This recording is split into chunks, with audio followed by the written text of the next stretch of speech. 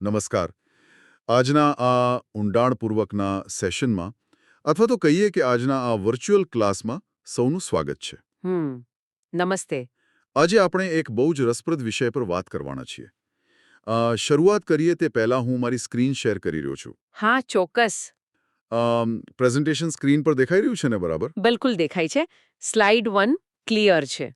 સરસ. તો અહીં સ્લાઇડ 1 પર આપણો આજનો વિષય છે થર્મલ કેલ્ક્યુલેશન. પાણીથી સુપરહીટેડ વરાળ સુધીની સફર. બરાબર. અહીં ચિત્રમાં ડાબી બાજુ એક સામાન્ય પાણીનો ગ્લાસ દેખાય છે અને જમણી બાજુ મોટી ઇન્ડસ્ટ્રીયલ સ્ટીમ પાઇપ્સ છે. તો ચાલો આ આખી પ્રોસેસને સમજીએ. જો આજનું આપણું મિશન બહુ સ્પષ્ટ છે. આપણે થર્મોડાયનેમિક્સ, પદાર્થની સ્થિતિમાં થતો ફેરફાર, જેને આપણે ફેઝ ચેન્જ કહીએ છીએ, અને એન્થાલ્પી, આ બધા સિદ્ધાંતોનો ઉપયોગ કરીને એક ચોક્કસ ગણતરી કરતા શીખવાનું છે.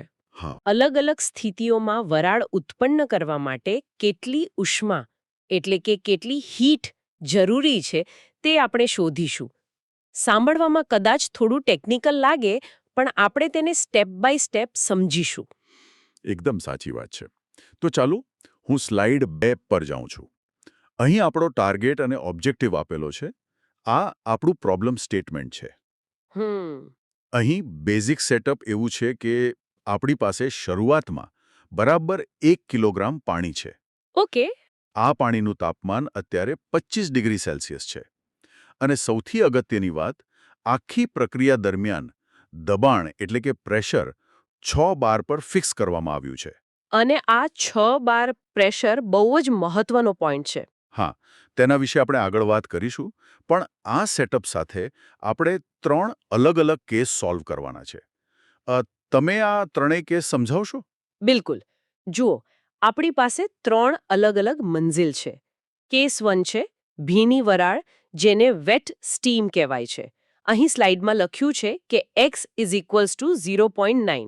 આનો શું અર્થ થાય તે આપણે ગણતરી વખતે જોઈશું. બરાબર. પછી કેસ 2 છે સૂકી સંતૃપ્ત વરાળ, એટલે કે ડ્રાય સેચ્યુરેટેડ સ્ટીમ. અને છેલ્લે કેસ 3 છે સુપરહીટેડ વરાળ, જેનું તાપમાન આપણે 250 ડિગ્રી સેલ્સિયસ સુધી લઈ જવાનું છે. અને આપણો મુખ્ય પ્રશ્ન એ છે કે આ ત્રણેય સ્થિતિમાં પહોંચવા માટે આપણે પાણીમાં કેટલી ઉષ્મા અથવા કેટલી હીટ, જેને કેપિટલ ક્યુથી દર્શાવાય છે, તે ઉમેરવી પડશે. હા, આપણે આ ત્રણેય કેસ માટે કુલ ઊર્જા શોધવાની છે. તો હવે સ્લાઇડ 3 તરફ આગળ વધીએ. ગણતરી શરૂ કરતા પહેલા આપણને અમુક ટૂલકિટની જરૂર પડશે. કોઈપણ થર્મલ કેલ્ક્યુલેશન માટે અમુક અચળાંકો એટલે કે કોન્સ્ટન્ટ્સ જોઈએ. સાચું. અને આ ડેટા આપણને સ્ટીમ ટેબલમાંથી મળે છે. અહીં 6 બાર દબાણ માટેના અચળાંકો આપેલા છે. અહીં પહેલી વેલ્યુ છે ટી સેટ, એટલે કે ઉત્કલન બિંદુ, જે 158.83 ડિગ્રી સેલ્સિયસ છે. સામાન્ય રીતે તો પાણી 100 ડિગ્રીએ ઉકળે ને? હા, પણ એ માત્ર વાતાવરણીય દબાણ પર, એટલે કે 1 બાર પ્રેશર પર જ થાય. આપણે અહીં 6 બાર પ્રેશર વાપરી રહ્યા છીએ. દબાણ વધે એટલે ઉત્કલન બિંદુ પણ વધે, એટલે કે આપણે આપણા 25 ડિગ્રીવાળા પાણીને ઉકાળવા માટે પહેલા 158.83 ડિગ્રી સુધી ગરમ કરવું પડશે. ઓકે, આ બહુ જ ક્લિયર છે. પછી બીજી વેલ્યુ છે HF, એટલે કે પાણીની એન્થાલ્પી, જે 670 કિલો જૂલ પ્રતિ કિલોગ્રામ છે. અને ત્રીજી છે HFG, જેને ગુપ્ત ઉષ્મા અથવા લેટેન્ટ હીટ કહેવાય છે. એ છે 2085 કિલો જૂલ પ્રતિ કિલોગ્રામ. આ પાણીને વરાળમાં ફેરવવા માટે જરૂરી ઊર્જા છે, ખરું? બિલકુલ. અને છેલ્લે આપણી પાસે છે CPW, એટલે કે પાણીની વિશિષ્ટ ઉષ્મા, જેની વેલ્યુ 4.487 આપેલી છે. આનો ઉપયોગ આપણે પાણીનું તાપમાન વધારવા માટે કરીશું. સરસ. તો હવે આખી ટૂલકિટ આપણી પાસે છે. આપણે સીધા સ્ટેપ 1 પર જઈએ. સ્લાઇડ 4 પર એક ગ્રાફ દેખાય છે. અહીં તાપમાન 25 ડિગ્રીથી વધીને 158.83 ડિગ્રી સુધી જતું બતાવ્યું છે. આ જ આપણું પહેલું સ્ટેપ છે. પાણીને ગરમ કરવું, વરાળ બનાવતા પહેલા તેને તેના ઉત્કલન બિંદુ સુધી લાવવું જ પડે. અને આ પ્રક્રિયામાં જે ઊર્જા વપરાય છે તેને સેન્સિબલ હીટ કહેવાય છે. સેન્સિબલ હીટ એટલે કે એવી હીટ જેનું તાપમાન થર્મોમીટર પર માપી શકાય? હા, અહીં માત્ર પદાર્થનું તાપમાન વધે છે, તેની સ્થિતિ નથી બદલાતી. પાણી હજુ પણ પાણી જ રહે છે. તો ચાલો સ્લાઇડ 5 પર આની ગણતરી કરીએ. આપણે આ પહેલી ઊર્જાને Q1 કહીશું. ગણતરી બહુ સીધી છે. Q1 બરાબર પાણીનો જથ્થો ગુણ્યા વિશિષ્ટ ઉષ્મા ગુણ્યા તાપમાનનો તફાવત. અહીં જથ્થો 1 કિલોગ્રામ છે એટલે તેને લખવાની જરૂર નથી.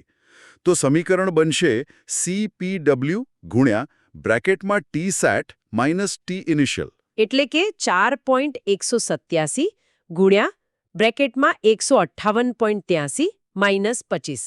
જો આપણે 158.83 માંથી 25 બાદ કરીએ તો 133.83 વધે અને તેને 4.187 સાથે ગુણીએ તો જવાબ આવે છે 560.2 કિલોજૂલ પ્રતિ કિલોગ્રામ. પરફેક્ટ.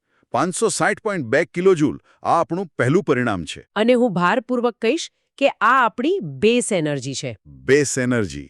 હા, કારણ કે આપણે જઈને ગમે તે પ્રકારની વરાળ બનાવીએ, ભીની, સૂકી કે સુપરહીટેડ, પાણીને ઉકળવા માટે આટલી ઊર્જા તો ત્રણેય કેસમાં આપવી જ પડશે. આ સામાન્ય રહેશે. એકદમ સમજાઈ ગયું. હવે આપણે અહીંથી આગળ વધીએ. સ્લાઇડ 6 પર આપણો પહેલો કેસ છે. કેસ 1 ભીની વરાળ અથવા વેટ સ્ટીમ. હા. અહીં પહેલી શરત લખેલી છે કે x = 0.9. મારો પ્રશ્ન એ છે કે ભીની વરાળમાં આ x = 0.9 નો અર્થ શું થાય? જુઓ, વરાળ પૂરેપૂરી સૂકી નથી હોતી. x એટલે ડ્રાયનેસ ફ્રેક્શન. 0.9 નો સીધો અર્થ એ છે કે આપણે જે ઊર્જા આપી રહ્યા છીએ તેનાથી માત્ર 90% ભાગ જ વરાળ બન્યો છે. ઓહ, એટલે બાકીના 10%નું શું? બાકીના 10% પાણીના કણો હજુ પણ પ્રવાહી સ્વરૂપે તે વરાળમાં ભળેલા છે. તે સંપૂર્ણપણે વાયુ નથી બન્યા, એટલે જ તેને ભીની વરાળ કહેવાય છે. બરાબર. તો ગણતરી કરતી વખતે આની અસર ક્યાં પડશે? સ્લાઇડ 7 પર જોઈએ. ગણતરીમાં અસર ગુપ્ત ઉષ્મા પર પડશે. આપણે અગાઉ વાત કરી હતી કે ગુપ્ત ઉષ્મા એટલે HFG, જે પદાર્થની સ્થિતિ બદલવા માટે વપરાય છે. જેની વેલ્યુ 2085 હતી. હા, પણ અહીં x બરાબર 0.9 હોવાથી આપણે સંપૂર્ણ 2085 નહીં વાપરીએ, કારણ કે બધું પાણી વરાળ બન્યું જ નથી. આપણે માત્ર 2085ના 90% ભાગ લઈશું. આ બહુ જ લોજિકલ છે. તો સમીકરણ બનશે આપણી બેઝ એનર્જી વત્તા ગુપ્ત ઉષ્માના 90%. એટલે કે 560.2 વત્તા બ્રેકેટમાં 0.9 ગુણ્યા 2085. જો 2085 ને 0.9 થી ગુણીએ તો જવાબ આવે 1836.5. સાચું. અને હવે આ 1836.5માં પેલી બેઝ એનર્જી 560.2 ઉમેરી દઈએ. તો બંનેનો સરવાળો થાય છે 2436.7 કિલોજૂલ પ્રતિ કિલોગ્રામ. બરાબર. આ આપણા કેસ 1નો અંતિમ જવાબ છે. એટલે કે જો મારે 1 કિલોગ્રામ પાણીમાંથી ભીની વરાળ બનાવવી હોય તો મારે કુલ 2436.7 કિલોજૂલ ઉર્જા આપવી પડે. હા, બિલકુલ. સરસ. હવે આગળ વધીએ સ્લાઇડ 8 પર. કેસ 2 સૂકી સંતૃપ્ત વરાળ. અહીં આપણે ગ્રાફમાં બરાબર મધ્યમાં પહોંચી ગયા છીએ. હા, આ સ્થિતિમાં હવે x બરાબર 1.0 થઈ જાય છે. એટલે કે હવે પાણીનો કોઈ અંશ બાકી નથી રહ્યો. બરાબર.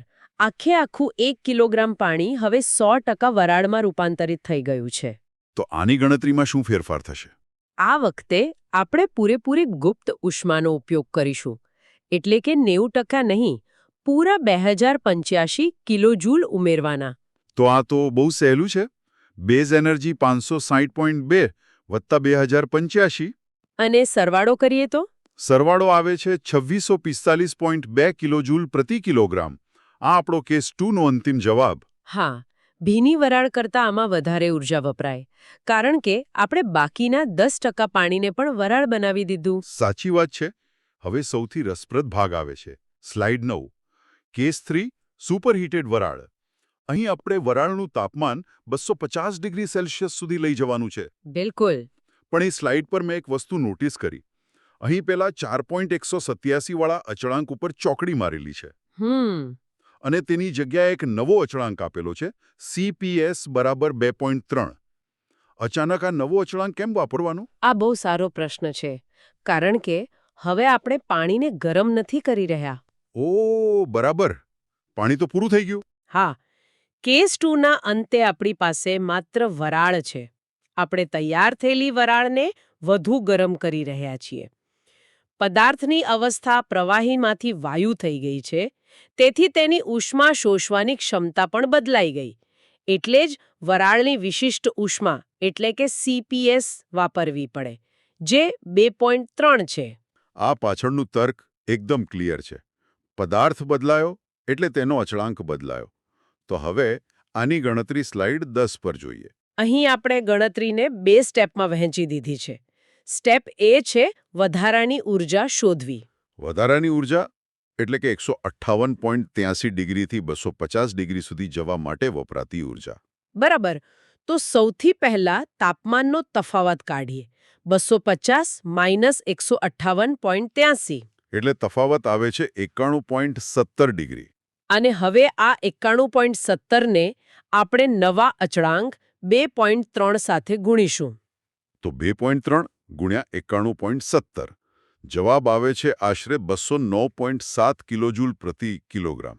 હા, આ માત્ર એ વધારાની ઉર્જા છે જે વરાળને 250 ડિગ્રી સુધી લઈ ગઈ. ઓકે. અને હવે સ્ટેપ બી, કુલ ઉર્જા શોધવી. એના માટે આપણે સૂકી વરાળની જે કુલ ઉર્જા હતી તેમાં આ વધારાની ઉર્જા ઉમેરી દઈશું. સૂકી વરાળની ઉર્જા આપણે કેસ 2 માં શોધી હતી 2645.2 અને તેમાં આ 209.7 ઉમેરીએ તો કુલ સરવાળો થાય છે 2854.9 કિલોજૂલ પ્રતિ કિલોગ્રામ. 2854.9. આ આપણો કેસ ફ્રીનો અંતિમ જવાબ છે. સુપરહીટેડ વરાળ બનાવવાની કુલ ઉર્જા. બિલકુલ. આપણી ત્રણેય ગણતરીઓ અહીં પૂરી થાય છે. અને હવે છેલ્લી સ્લાઇડ, સ્લાઇડ 11, પરિણામોની સરખામણી. અહીં મેં સ્ક્રીન પર એક બાર ગ્રાફ શેર કર્યો છે. હા, આ ગ્રાફમાં ત્રણેય કેસ બહુ સ્પષ્ટ રીતે દેખાય છે. પહેલો બાર ભીની વરાળનો છે, 2436.7. બીજો સૂકી વરાળનો, 2645.2. અને ત્રીજો સૌથી ઊંચો બાર સુપરહીટેડ વરાળનો છે, 2854.9. તો આ ગ્રાફ પરથી આપણે શું તારણ કાઢી શકીએ? આમાંથી એક બહુ જ મોટો નિયમ સાબિત થાય છે, જે આપણી આહા મોમેન્ટ કહી શકાય. જેમ જેમ વરાળની ગુણવત્તા વધે છે, એટલે કે ભીનીથી સૂકી અને પછી સુપરહીટેડ તરફ જઈએ, તેમ તેમ ઉર્જાની જરૂરિયાત પણ વધે છે. મતલબ કે ઉચ્ચ ગુણવત્તાવાળી વરાળ જોઈતી હોય તો વધારે બળતણ બાળવું જ પડે. હા, શોર્ટ એન્ડ સિમ્પલ. અદ્ભુત. આખું કેલ્ક્યુલેશન અને આખો કન્સેપ્ટ બહુ સારી રીતે ક્લિયર થઈ ગયો. આ વર્ચ્યુઅલ ક્લાસ પૂરો કરીએ તે પહેલાં મારે જાણવું છે કે આ બધી ગણતરીઓનો વાસ્તવિક દુનિયામાં, ખાસ કરીને ઇન્ડસ્ટ્રીમાં શું ઉપયોગ છે? આ ગણતરીઓ ઇન્ડસ્ટ્રીયલ બોઇલર અને પાવર પ્લાન્ટ્સની કરોડરજ્જુ છે. મેં અગાઉ ભીની વરાળ વિશે વાત કરી હતી. જો પાવર પ્લાન્ટમાં ટર્બાઇન ચલાવવા ભીની વરાળ વાપરીએ તો તેમાં રહેલા પાણીના કણો ઊંચી ઝડપે ટર્બાઇનની બ્લેડ સાથે અથડાય છે. ઓહ! અને લાંબા ગાળે તે બ્લેડ પર ખાડા પાડી દે છે, જેને એન્જિનિયરિંગમાં પિટિંગ અથવા ઇરોઝન કહેવાય. મશીનને ભારે નુકસાન થાય છે. એટલે સુપરહીટેડ વરાળ વાપરવી પડે, જે એકદમ સૂકી હોય છે. બરાબર. અને આવી ચોકસાઈપૂર્વકની ગણતરીઓથી જ એન્જિનિયર્સ એ નક્કી કરી શકે છે કે કેટલું બળતણ વાપરવું. જો ગણતરીમાં ભૂલ થાય તો કાં તો ઉર્જાનો બગાડ થાય અથવા મશીનની કાર્યક્ષમતા ઘટી જાય. આ ખરેખર બહુ જ ક્રિટિકલ વસ્તુ છે. તો આજના આ સેશનના અંતે હું આપણા ઓનલાઈન ક્લાસના વિદ્યાર્થીઓ માટે એક વિચારવા જેવો પ્રશ્ન મૂકીને જવા માંગુ છું. ચોક્કસ. આપણે હમણાં જ જોયું કે સુપરહીટેડ વરાળ બનાવવા માટે આટલી બધી વધારાની ઉર્જા ખર્ચવી પડે છે, વધારે કોલસો કે ગેસ બાળવો પડે છે. તો ઇન્ડસ્ટ્રીઝ કયા આધારે નક્કી કરતી હશે કે આ બળતણનો વધારાનો ખર્ચ તેમના ઉત્પાદનમાં થતા ફાયદા કરતાં ઓછો છે? બહુ જ સારો પ્રશ્ન છે આ. શું ક્યારે એવું બની શકે કોઈ ચોક્કસ ઇન્ડસ્ટ્રીઝમાં કે સુપરહીટેડ વરાળને બદલે ભીની વરાળ વાપરવી આર્થિક રીતે વધુ ફાયદાકારક હોય? આ એક એવો આર્થિક અને એન્જિનિયરિંગનો પ્રશ્ન છે જેના પર ખરેખર વિચાર કરી શકાય. સાચી વાત. તો આ પ્રશ્ન સાથે આપણે આપણો આજનો આ ક્લાસ, આ સ્લાઇડ પ્રેઝન્ટેશન અહીં પૂરું કરીએ છીએ.